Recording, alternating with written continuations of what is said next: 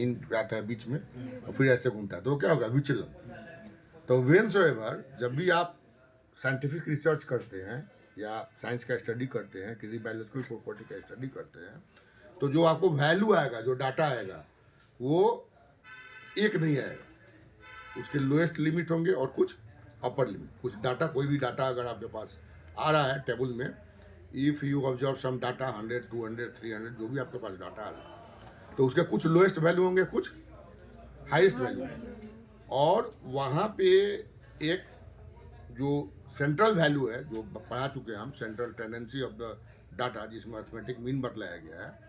तो central tendency का मतलब कि उसके द्वारा आप क्या निकालते हैं, एक मीन का बीच का वैल्यू निकालते हैं। 3 तरह के हमने बतलाया था, कौन कौन सा, अर्थमेटिक मीन, मीडियन और मोड। मीन, मीडियन और मोड। मीन क्या था, अर्थमेटिक एवरेज था। मीडियन क्या था, पोजिशनल एवरेज था। और मोड क्या था, ट्रेंड। मोड क्या था, ट्रेंड था। और इसीलिए जो मोड होगा, mode is always calculated by the frequency distribution table. वो कहाँ से बनेगा, फ्रीक्वेंसी डिस्ट्रीब्यूशन टेबल से। जैसे बाकी जो मीडियन है, मीडियन तो आपको पढ़ना नहीं है, मीन जो आप देखे होइएगा, तो वहाँ पर 3 सीरीज आए थे। इंडिविजुअल सीरीज आया था, और डिस्क्रीट आया था, और कंटिन्यूअस आया था। तीन तरह के सीरीज आपके साइंटिफिक वर्क में मिलते हैं। इंडिविजुअल सीरीज मिलते हैं, डिस्क्रीट सीरीज मिलते हैं, और कंटिन्यूअस सीरीज मिलते हैं। तो ये 3 सीरीज में डिस्क्रीट सीरीज और जो कंटिन्यूअस सीरीज है, इसको वेरिएबल के फ्रीक्वेंसी से उसको रिप्रेजेंट किया गया है। किससे रिप्रेजेंट किया गया, each variable is represented by the respective frequency. और इसीलिए इसको क्या बोला गया, फ्रीक्वेंसी डिस्ट्रीब्यूशन टेबल। इसको क्या बोला जाएगा, फ्रीक्वेंसी डिस्ट्रीब्यूशन टेबल। तो मोड जहां भी कैलकुलेट करना होगा, उसको हम कैसे करेंगे, जब भी करना होगा तो फ्रीक्वेंसी डिस्ट्रीब्यूशन टेबल से, क्योंकि वो क्या बतला रहा है, ट्रेंड। सिंपली आप बहुत कॉमन टर्म में बोला जाए कि सलवार सूट पहनने का ट्रेंड इस विभाग में क्या है, कितना है, हमको लगता है कि सबसे ज्यादा कम ट्रेंड है क्या जी, सलवार वाला। कितना है सलवार का, सलवार सूट कितना है यहाँ पर, 4, हाथ उठाओ। 1, नहीं, ठीक है। तो मैक्सिमम ट्रेंड, अगर मूड बोला गया, पूछा गया what is the mood for the wearing of salwar suit, तो क्या यहाँ पे बोला गया, मोड ऑफ ड्रेसेस, ठीक है, अमंग गर्ल्स, तो क्या बोला गया, सलवार सूट। तो ये मूड का मतलब क्या होगा कि मैक्सिमम ट्रेंड क्या है, दैट इज द मूड, ठीक है। तो ये जो सारे कंपोनेंट्स हैं, कभी कभी बाई मॉडल भी हो जाता है। बाई मॉडल मतलब 2 ट्रेंड एक साथ आ जाएगा, तो उसको क्या बोला जाएगा, बाई मॉडल। उससे ज्यादा होगा तो ट्राई मॉडल।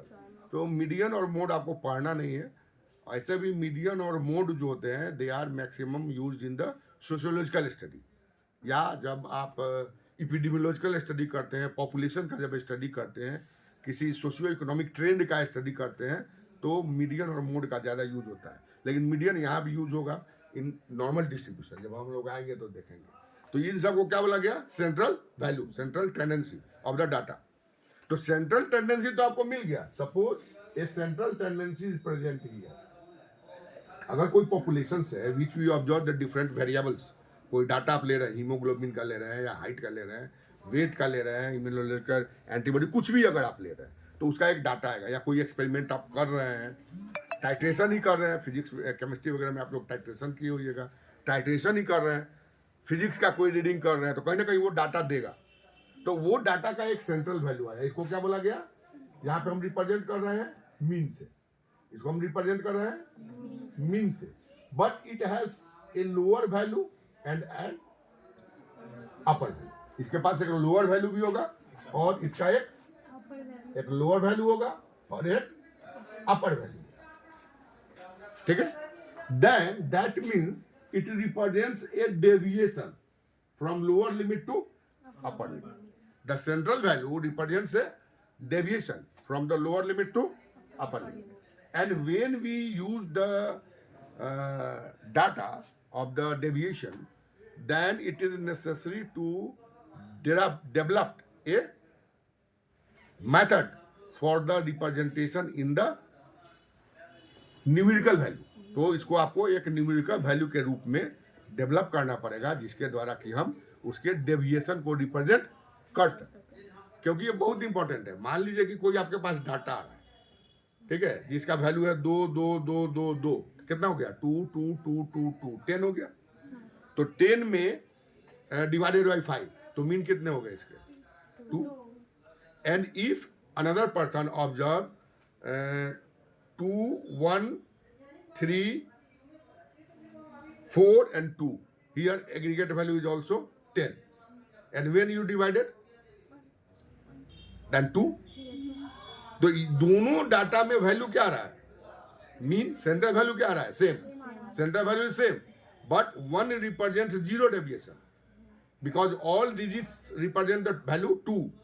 यहाँ पे जितने भी वैल्यू है वो क्या रिप्रेजेंट कर रहे हैं 2, but another in another data we represent the variability from 1 to 4। वहां पे हम क्या रिप्रेजेंट देख रहे हैं, वो वैल्यू कहां से कहां तक दे रहा है, 1 से 4 तक दे रहा है।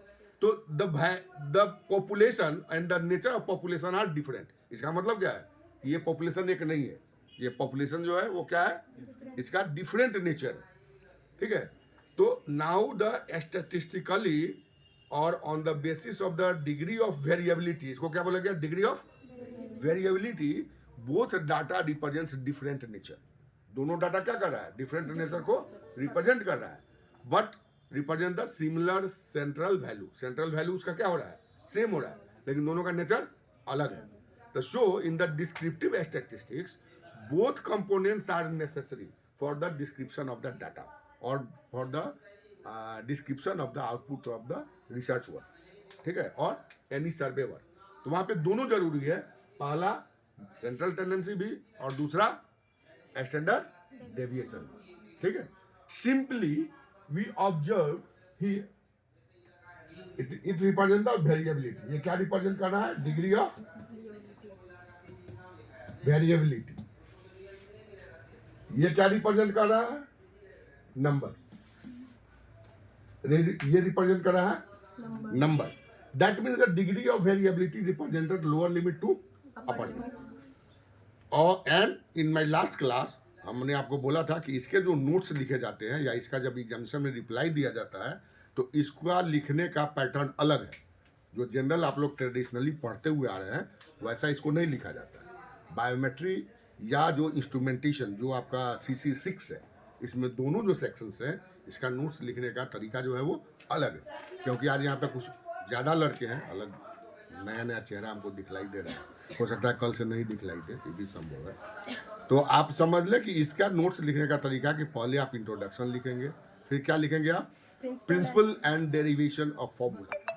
उसके बाद आपको फिर प्रिंसिपल लिखना है, उसके बाद उसका डेरिवेशन ऑफ फॉर्मूला लिखना है, फिर क्या लिखना है, स्टेप्स ऑफ कैलकुलेशन, इसका स्टेप्स क्या है कैलकुलेशन का, फिर आपको क्या लिखना है, इलस्ट्रेशन, फिर आपको क्या लिखना है, अगर इसकी कोई प्रॉपर्टी है तो वो लिखना है, फिर इसका मेरिट और डिमेरिट लिखना है।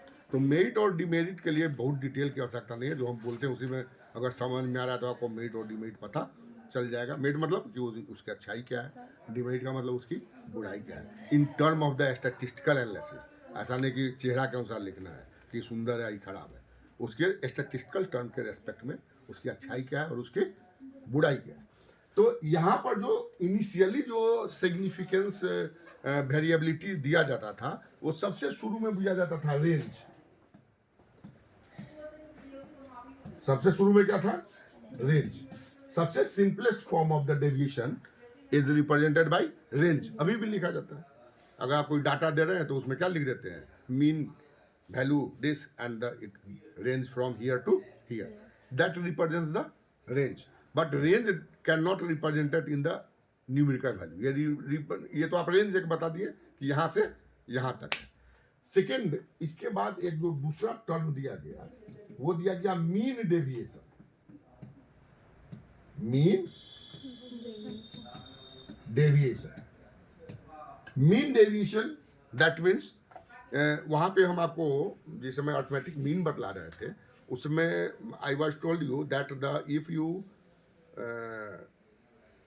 sum up all the deviation from the mean value then what will be the value। जो मेरे लास्ट क्लास में थे वो बतलाइए।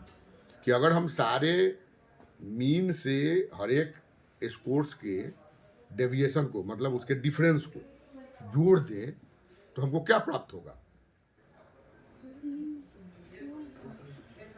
बतलाए थे हम, प्रॉपर्टी में बतलाए थे, तो क्या प्राप्त होगा हमको? सब मुंह देख रहा है ऐसे, नेट में यही पूछ देगा, सेम वैल्यू ये हम क्या बोले,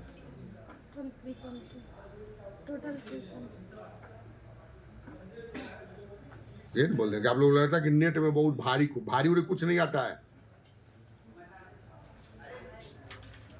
but the question is ask from the basic thought. ऐसा नहीं कि नेट में बहुत ऊपर से आकाश से क्वेश्चन आ जाता है। हमने लिखा था इट बिकम्स जीरो। देखिए ठीक से, अगर किसी भी डाटा के सारे स्कोर्स का आप क्या कर लें, deviation, deviation means difference, deviation means difference, उसको अगर निकाल लें और उसको जोड़े, किसको, डिफरेंस को, तो जो टोटल वैल्यू होगा वो क्या हो जाएगा, जीरो हो जाएगा। इट बिकम्स जीरो, वो जीरो होगा, ठीक है। और यहां पे हमने लिखा मीन डेविएशन। मीन डेविएशन मतलब डेविएशन का मीन, डेविएशन का, और डेविएशन हम किसको बोल रहे हैं, डेविएशन हम किसको बोल रहे हैं, बोले डेविएशन हम बोल रहे हैं कि जो मीन वैल्यू आया उसके हर एक स्कोर से जब मीन वैल्यू को घटाएंगे तो वो उसका क्या माना जाएगा, डेविएशन। हम पढ़ाते हैं तो तुम लोग माने ऐसे बैठते हो क्लास में जैसे कुछ समझ में नहीं आ रहा, एकदम जैसे भैंस उसके आगे लोग बीन बजा रहा हो। क्या तुम लोग सिंपल बात पूछ रहे हैं? स्कोर डेविएशन का मतलब हो गया कि जो आपका सेंट्रल वैल्यू है, मतलब जो मीन वैल्यू है, उसे हर एक स्कोर का जो अंतर है वो क्या हो गया, डेविएशन। उसी को हम क्या बोल रहे हैं, डेविएशन। अगर इस पूरे डेविएशन को हम टोटल करेंगे तो क्या हो जाएगा, zero. It is the mathematical property. ये क्या है उसका, मैथमेटिकल प्रॉपर्टी है, या उसका ये स्टैटिस्टिकल प्रॉपर्टी है। यहां पे हमने लिखा मीन डेविएशन, यानी ये जो डेविएशन आ रहा है, ये टर्म क्या बोल रहा है कि जो डेविएशन आ रहा है, तो डेविएशन का मतलब क्या हुआ, बतलाओ सब।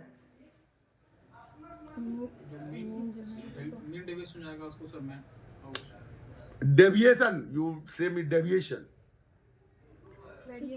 अभी तो बतला रहे हैं कि हर एक स्कोर का मीन से जो डिफरेंस है वो इस स्कोर का क्या हुआ, डेविएशन। अब उसका मीन निकालिएगा, तो उसको मीन निकालने के लिए क्या करना पड़ेगा, क्या, अरे मीन कैसे निकलता है, हाँ ठीक है, तो यही तो, ऐसे बोलोगे तब ना समझ आएगा तुम लोग कुछ समझ रहे हो। ऐसे बैठते हो तुम लोग जैसे मूर्त वगैरह बैठता कहीं जाके। अब यहाँ पे हम बोल रहे हैं, अरे बैठो क्लास में,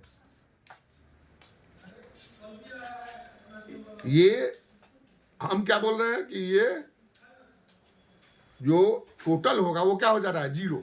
तो फिर उसका मीन निकलेगा, नहीं निकलेगा। अगर अब हमको मीन निकालना है तो उसको हम क्या करें, ये साइन का मतलब आप समझते हैं क्या है,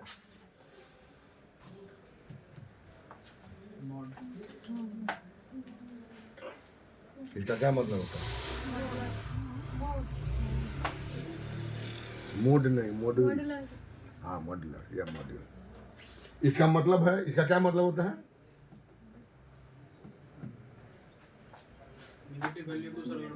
न्यूट्रलाइज अलजेब्रिक साइन। उतना भाषण मत दीजिए, neutralize algebraic sign. Algebraic sign किसको बोलते हैं, अलजेब्रिक साइन किसको बोलते हैं, प्लस और माइनस। ये जो प्लस और माइनस है वो क्या है, अलजेब्रिक साइन। तो ये क्या बोलता है, neutralize the algebraic sign. Algebraic sign को ये क्या कर देगा, न्यूट्रलाइज कर देगा, यानी प्लस और माइनस को न्यूट्रलाइज कर देगा। अब यहां पे जो मीन डेविएशन है, mean deviation summation I1 n module x minus x bar divided by n, that is the mean deviation. अब आ जाएगा ना, इसका प्रिंसिपल भी समझ में आ गया कि नहीं आया? इसको क्या बोलेंगे हम? Mean deviation. It is the simple process for the analysis of deviation. It is more simple process for the analysis of deviation. That is the range. Clear? But the method and the mean deviation is not used mathematically or statistically for the analysis. इसको हम use नहीं कर सकते because it has no significance value. इसका कोई बहुत ज़्यादा significance नहीं है. यानी स्टैटिस्टिकली मेरे लिए ये भी काम का नहीं है डिस्क्रिप्टिव एनालिसिस में, और मेरे लिए ये भी काम का नहीं है. हम लोग इसको ठीक है थियोरेटिकली पढ़ रहे हैं, इसके हिस्ट्री को जानना है ये पढ़ रहे हैं, इंट्रोडक्शन के लिए पढ़ रहे हैं, but it is not used extensively. इसका बहुत ज़्यादा यूज नहीं है डाटा एनालिसिस में या स्टैटिस्टिकल एनालिसिस में. रोको जरा हमारा.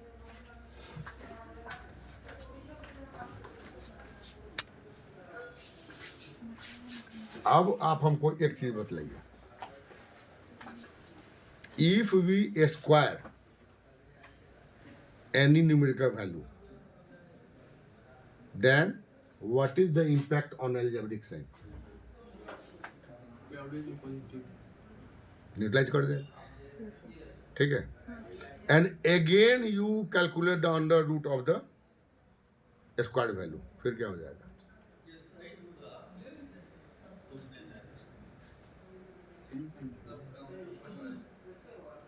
लेकिन सब मूर्त गधा की तरह बैठा हुआ है.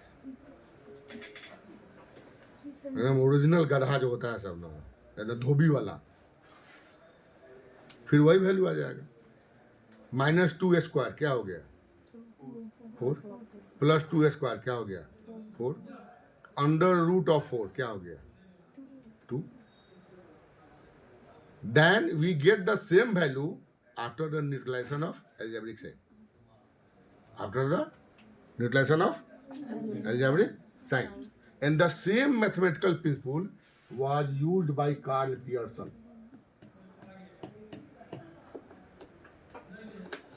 बहुत वर्क है इनका स्टैटिस्टिक्स में, भरा पड़ा है इसका काम इस व्यक्ति का, ठीक है. And provide basis mathematical principle and base for the development of formula of standard deviation.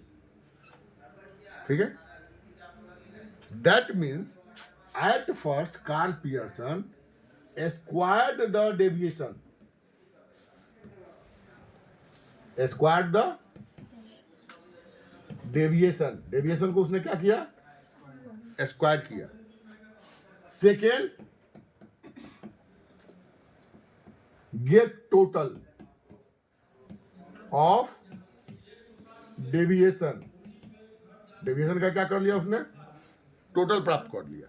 तो when squared it is responsible for the neutralization of algebraic signs, and when the algebraic signs are neutralized, then there is no chance of the zero after the summation of the deviation. जैसे algebraic sign को आप neutralise कर दीजिएगा तो जो zero वाली समस्या आ रही थी वो क्या हो जाएगी? खत्म हो जाएगी, न्यूट्रलाइज कर जाएगी. And then third, get square root. Get square root of 2 step. जो स्टेप 2 है उसका क्या कर लिया? स्क्वायर रूट प्राप्त कर. And that particular value is represented by the standard deviation. इसी को क्या बोला गया? Standard deviation. अब मैथमेटिकली यहां पे हम क्या कर रहे हैं? इसको स्क्वायर कर रहे हैं, फिर उसका क्या कर रहे हैं? मीन निकाल रहे हैं, फिर उसका हम क्या कर रहे हैं? रूट निकाल रहे हैं. निकाल रहे हैं ना. सो the standard deviation is referred as root mean square deviation. Root mean square deviation. Mathematically it is referred as root mean square deviation. इसको हम क्या बोल रहे हैं? Root mean square deviation. ठीक है. That means the root mean square deviation of any data is referred as standard. इसी को क्या बोला गया? Standard deviation. ठीक है. And in this way, we calculated a numerical value which represents the deviation of the total sample और total population. Population का अगर छोटा पार्ट लेते हैं उसको हम क्या बोलते हैं? सैंपल. इस ढंग से हम एक न्यूमेरिकल वैल्यू प्राप्त करते हैं जो क्या रिप्रेजेंट करता है कि वेरिएबिलिटी जो है, डिग्री ऑफ वेरिएबिलिटी डाटा का सैंपल में या पॉपुलेशन में न्यूमेरिकली क्या है. यानी ज़्यादा वेरिएबल हो तो उसका वैल्यू ज़्यादा आ जाएगा, कम वेरिएबल तो उसका वैल्यू कम आ जाएगा. ठीक है. इतनी बात समझ में आ गई कि नहीं आई? क्लियर हो गया? दिमाग में बैठ गया? इस चीज़ को बोला गया standard deviation. And standard deviation is widely used in the statistical analysis. ये सबसे इंपॉर्टेंट आपका मेथड है, स्टैटिस्टिकल मेथड है. और इसका जितने भी इसके बाद आप स्टडी करेंगे एक्सेप्ट द प्रोबेबिलिटी को छोड़कर. प्रोबेबिलिटी में स्टैंडर्ड डेविएशन का यूज नहीं आता है. नहीं तो प्रोबेबिलिटी को छोड़कर जितने भी इसके बाद आप स्टैटिस्टिकल पढ़ेंगे जो आपके सिलेबस में है, डिस्ट्रीब्यूशन हो, पैटर्न ऑफ डिस्ट्रीब्यूशन हो, बाइनोमियल डिस्ट्रीब्यूशन हो, टेस्ट ऑफ स्टैटिस्टिक्स हो, हाइपोथेसिस टेस्टिंग हो, जितने भी टेस्ट है, test different types of test statistics हो, ये सारे हम पहले अपने फर्स्ट क्लास में आपके सिलेबस को हम ब्रीफ कर चुके हैं. सभी में इसकी आवश्यकता है. क्लियर?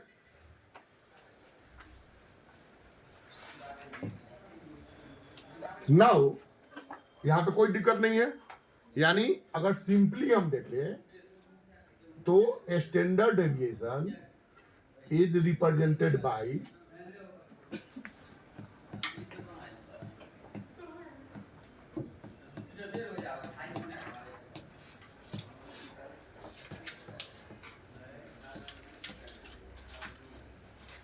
हो गया कि नहीं हुआ? It represent the formula for the standard deviation. ये स्टैंडर्ड डेविएशन का फॉर्मूला हुआ. किसके लिए? For population. For and if it is for sample, अगर ये सैंपल के लिए होगा तो क्या किया जाएगा? जो पहले क्लास में बतलाइए कोई. अगर ये सैंपल के लिए करना है तो क्या करना पड़ेगा? n-1. Yes, that is the degree of freedom. n-1.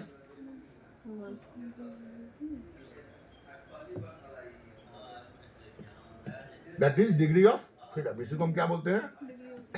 Degree of freedom. Clear? But here it is for the, ये किस सीरीज के लिए माना जाएगा फॉर्मूला? इंडिविजुअल के लिए. It is for the individual series.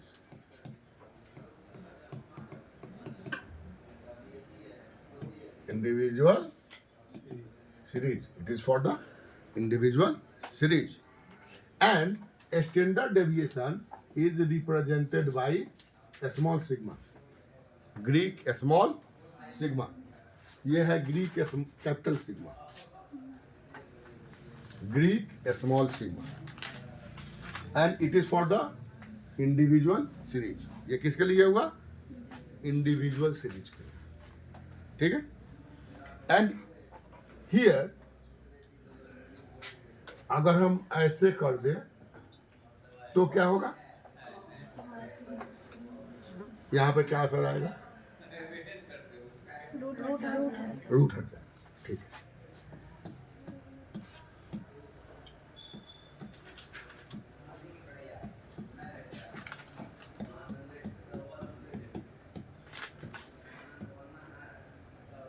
इस समय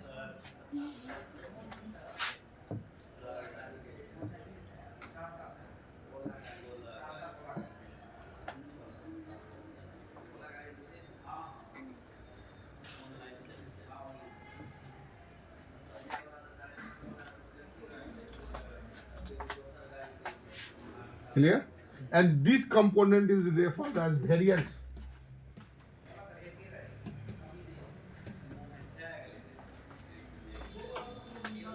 This statistical component is referred as variance.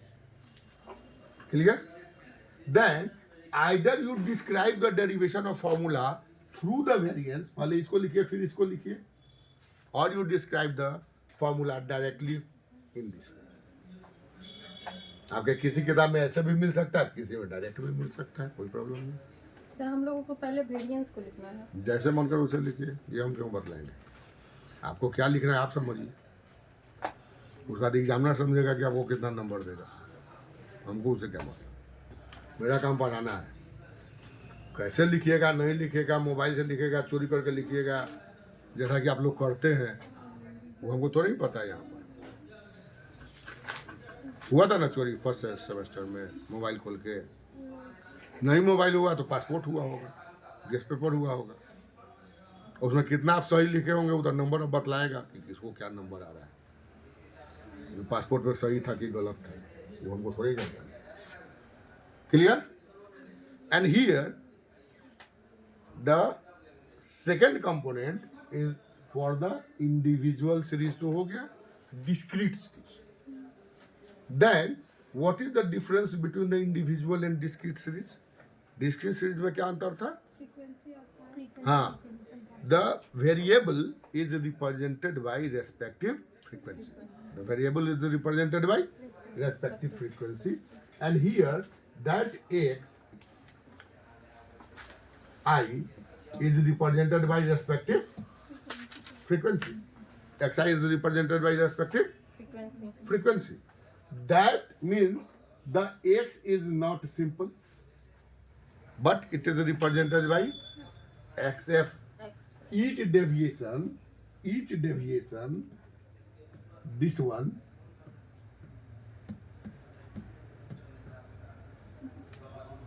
is represented by multiplied by respective frequency.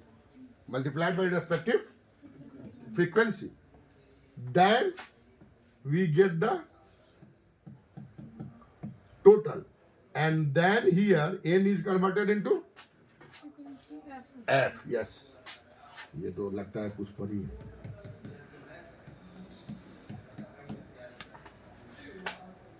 Then you get the under root, and it is formula for the derivation of discrete series. Standard deviation for discrete series. Standard deviation for discrete series. Standard deviation for discrete series. बात सब समझ में आ रही है? जो नए नए हैं, कुछ नए भी हैं इसमें. कौन कौन नए हैं? आज पहला बार क्लास में कौन है मेरे? आप हैं. और आप लोग फर्स्ट सेमेस्टर में आते थे? नहीं आते थे? हाँ, तो जो फर्स्ट सेमेस्टर में नहीं आते थे उनको हम CIE में कम नंबर दिए, पहले बोल दिए. बाद में काई कोई नहीं करिएगा TR देख के. लेकिन जो नहीं आते थे उनको कम नंबर है, पक्का है. पास कर गए होइएगा, फेल तो नहीं किए होइएगा अगर नहीं आते होंगे तो. ये क्लियर है? यहाँ पे कोई दिक्कत नहीं. Next is the continuous series. In continuous series क्या प्रॉब्लम, क्या वहां पे चेंजेस था? हाँ, इन continuous series each variable is represented in the form of lower class limit and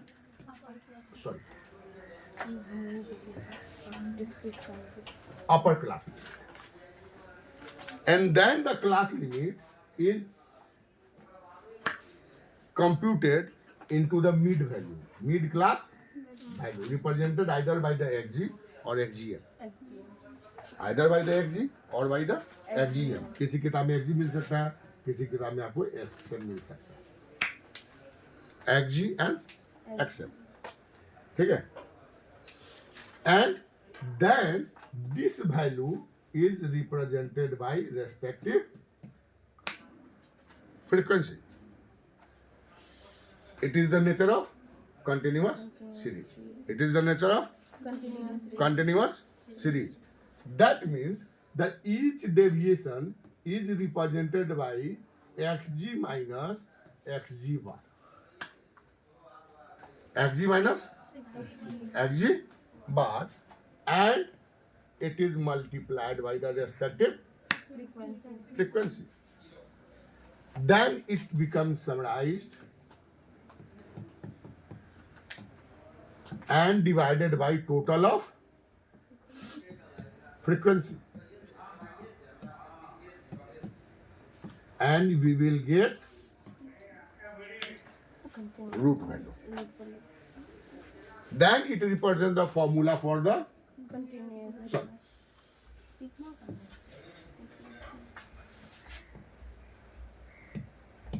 Continuous series. Continuous series.